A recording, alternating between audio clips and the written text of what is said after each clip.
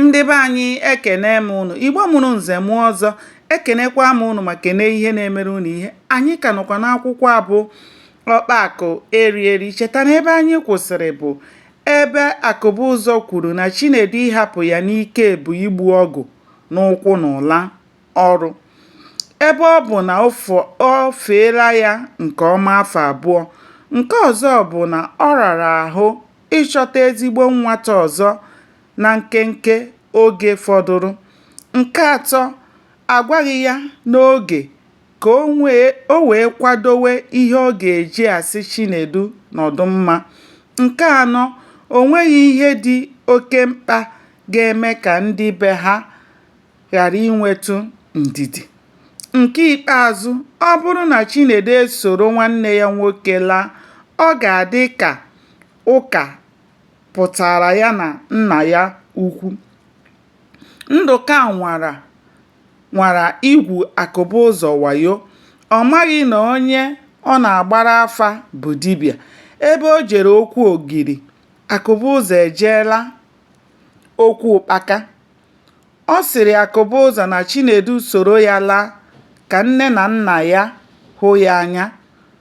O kwere nkwa na Chinedu ga-alọghachikwute ya ma agbasịa ekeresimesi. Akụbụzọ amarala na Chinedu agaghị abịakwutekwa ya ma ọ laa. O buputere otu obere akpati o jiri edewe uwe ụmụ odibo, gosi Ndụka uwe dum Chinedu na-eyi, sị ya na ha ga-abụ nke Chinedu ma o nwee ntachite obi nọgide tutu ya apụọ. Ma mgbe o woro ya anya na ya apụghị igbochi Chinedu ịla tupu emume ekeresimesi, ọ sịrị Ndụka duru Chinedu laa, na ya ga-edewe uwe ya dum. Ọ bụrụ na o chighata azụ ka ọ chịrị, naanị uwe o kwere ka ọ chịrịla bụ uwe akwụkwọ ya na nke o ji anọ n'ụlọ.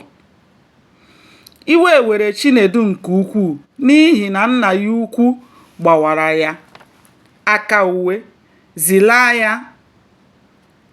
ya n'aka efu maka ekeresimesi. Akụbụzọ n'onwe ya were iwe n'ihi na Chinedu na-ahapụ ya mgbe mkpa jidere ya n'akpịrị. Chinedu na nna ya ukwu gbasara n'ihu mgbarụ. Obi jụrụ Chinedu oyi ka ya na nwanne ya na-ala n'ụzọ.